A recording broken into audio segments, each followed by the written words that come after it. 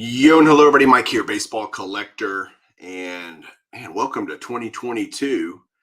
I'm going to do a few things in this video today. I'm going to go over the results from the, let's call it YouTube community poll of who they would vote for the Baseball Hall of Fame based on the current year's ballot. And I'll talk about that. And then I'm going to do some 2022 hobby goals for me. I usually don't do goals videos, honestly. I've never thought about it. I've been watching a lot of people do it.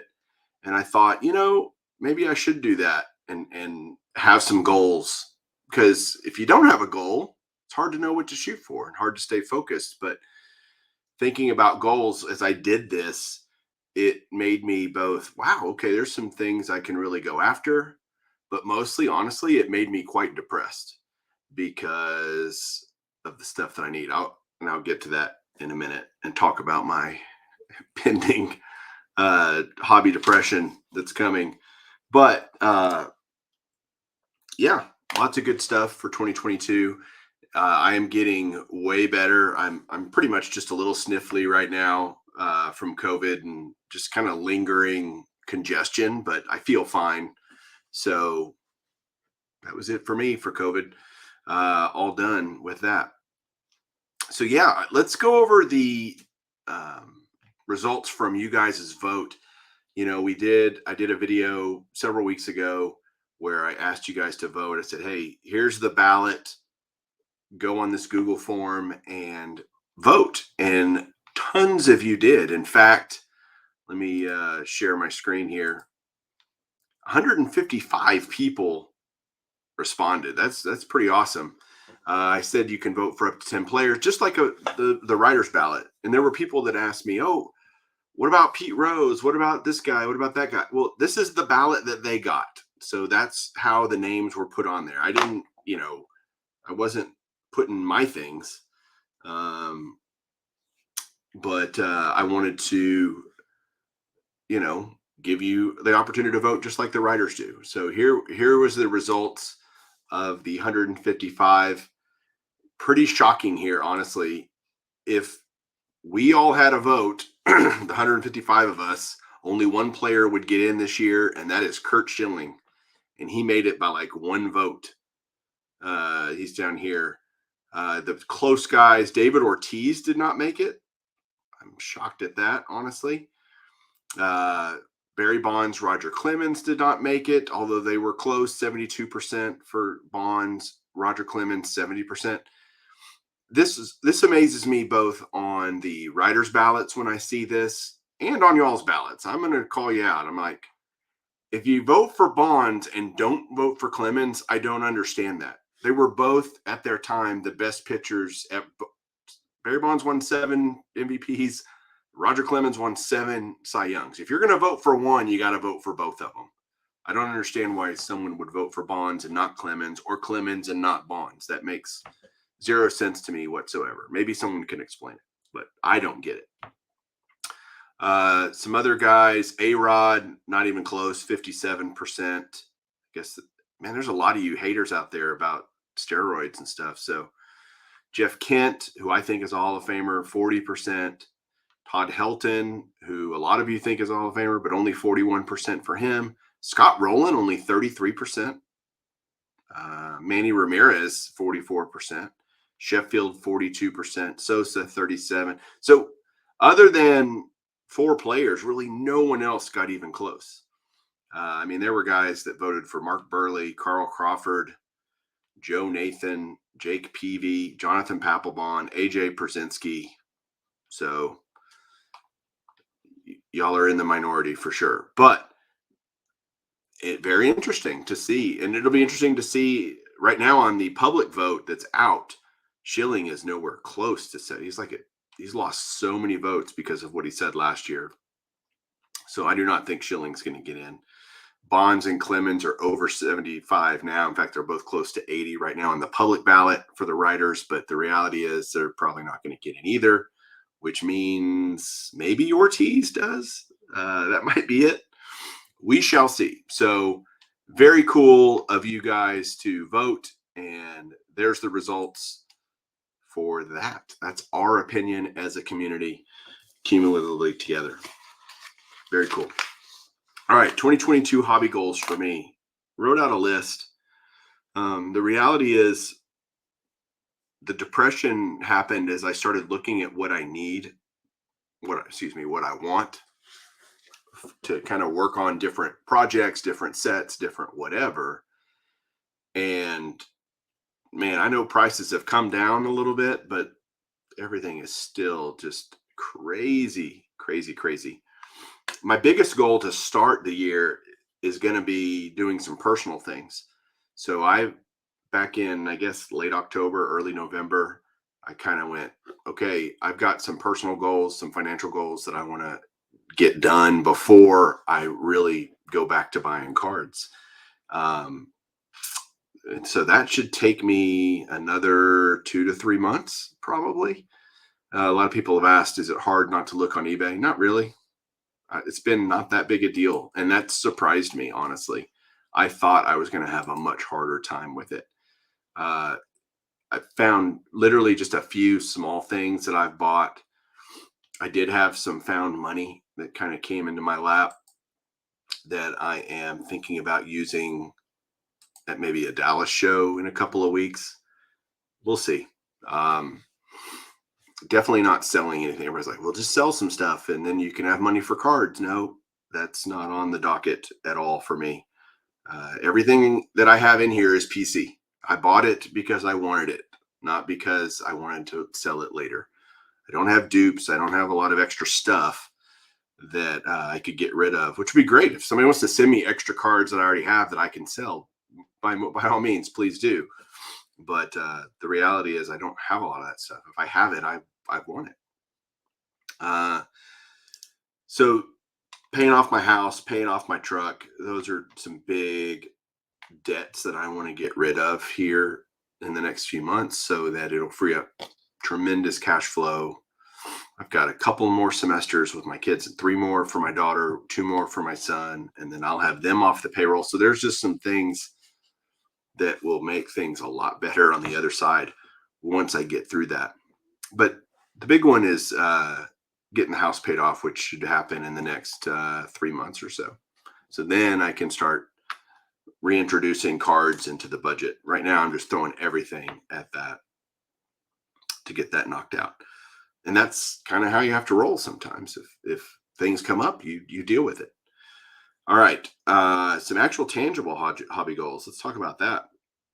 One thing, I have that 65 top set that I started last year that I bought most of the set, and I already had most of the Hall of Famers. And after going through it, I finally went through it, and I only need 2 cards to complete that set. I need the Willie Stargell and the Ernie Banks. And so I actually need the Lou Brock as well, but that's off at PSA right now, getting graded. So I will have a Lou Brock once that comes back. But Stargell and Banks are 2 cards that I need. That's it.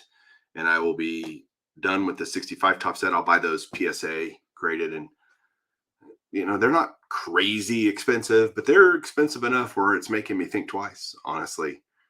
And maybe I need to get out of the brain of thinking of as the way things were pre-run up, pre-crazy, because that's how my mind thinks. And it's, hearkening back to the olden days. And I just don't think we're ever getting back to those olden days. That's just the truth. There are some player runs that I want to finish, some Topps player runs that I'm really close on. One of them is Ernie Banks, as I mentioned. I need to hit 65. I also need a 63. Those are the only 2 Banks cards I need. I'd love to complete that run. I'd love to finish off Willie Stargell.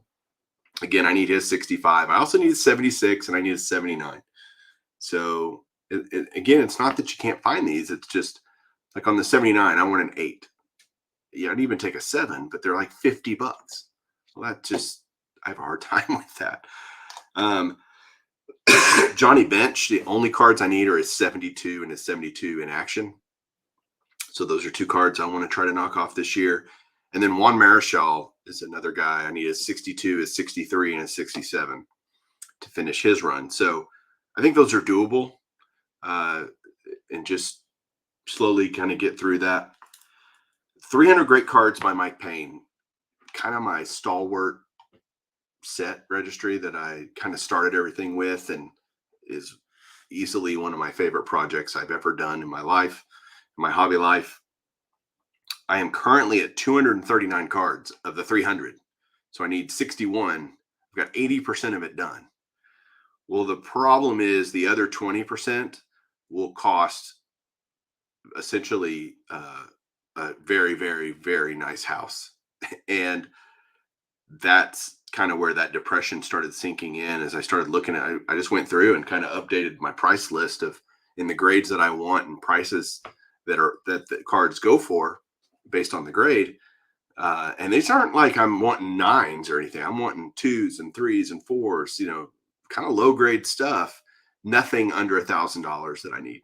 Zero cards under $1,000 that I still need. And so that's going to make getting those very slow, which is fine. Slow's okay. But I have two that I'm kind of targeting this year that I would love to get, at some point throughout the year. And that is the 48 leaf Stan Musial. I'd like to get that in a PSA 3, and the 1941 Play Ball Pee Wee Reese rookie card in a PSA 4. So those two cards would be good ads. If I could just add two to the 300 grade cards this year, that'd be great. I'm not naive enough to think that I'll actually ever finish it. So, there's a Wagner on there, so let's go. That's not happening.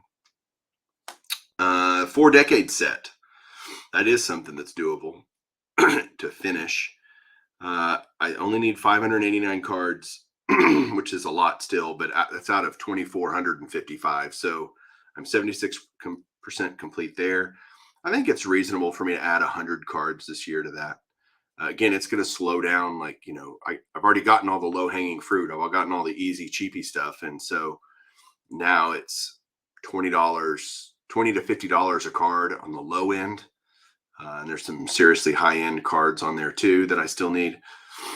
So, at $20 to $50 a pop, I'm not just going to buy 10 of those a month or whatever. It's just silly. So I'm being just going to be more meticulous about that. But I think getting 100 this year I guess that would be about 10 a month. Hopefully I can find some of the cheapy. I still do need some cheap cards. It's just finding them graded now that everything's drying up. PSA wise, everything's been bought. The supply is significantly reduced out there on kind of run of the mill cards because nobody's grading any more of them, and they shouldn't because it costs too much to grade them. So 100 cards there. Hall of Fame autographs. Again, one of my bigger projects, like in terms of joy and longevity and all the things that matter to me. I love my Hall of Fame autographs. I'm at 252 different, which is a very nice number. I think I can get 3 new ones this year. I think that's pretty reasonable, beyond the guys that might get elected by the writers, which again could be Dave Ortiz. I already have him. All the guys that are even remotely possible to be elected this year by the writers, I've already got. So I don't really count them, but 3 new guys. One of them's Gil Hodges, who just got elected by the era committees. I don't own a Gil Hodges autograph. I'd like to pick one of those up. 2 older guys. Bam Johnson is a guy I think I can get. He's pretty reasonable. And Archie Vaughn is another guy that I think I can get pretty reasonable. So if I could add those 3, it'd be pretty exciting. And then finally, it's continued to enjoy the hobby. It's continued to, hopefully go to several Dallas shows this year. That's a huge goal. I just enjoy doing that. Certainly going to go to the National in late July, early August in Atlantic City. I've already got my, accommodations set for that. Still to bet Julie actually might come. That'd be kind of fun if I could convince Julie to go. But I was looking literally just yesterday at airline tickets for the National. And for me to fly Dallas to Philadelphia was $715. I was like, holy crap. I could hitchhike there cheaper than that. No, airline prices right now just seem silly. Hopefully they will calm down over the next few months. But I texted Andy about it she blinded me with refractors because he's one of my roommates. And I said, hey, can you believe that? Because he would also fly out of Dallas. And I told him the price, and we both went, yikes. So hopefully that will, more normalized. I mean, $300 to $400 is a pretty normal cost for that flight. So that would be nice if it got back to that. $700 feels a little expensive. So that's it for 2022 goals. Although, I'm always picking up other stuff. It's not like if I don't, this is it. These are the only things I'm going to buy in 2022. That is so not true. I will buy all kinds of random stuff that's not on lists, continuing to work on Dick Perez items that I want to have signed, and sending in some other Hall of Famers to get graded, and all kinds of stuff. Hall of Fame autographs. I have all the new guys that, Cott and Buck O'Neill, Tony Oliva, Minnie Minoso. They're all sitting right here, ready to be sent in to Garrett to get slabbed up. So it's not like other stuff doesn't happen all the time.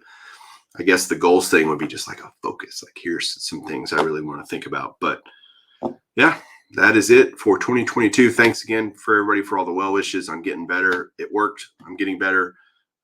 Thank you for, hanging in there through 2021. And let's hope we all have a great 2022. We'll talk to you guys soon. Keep collecting.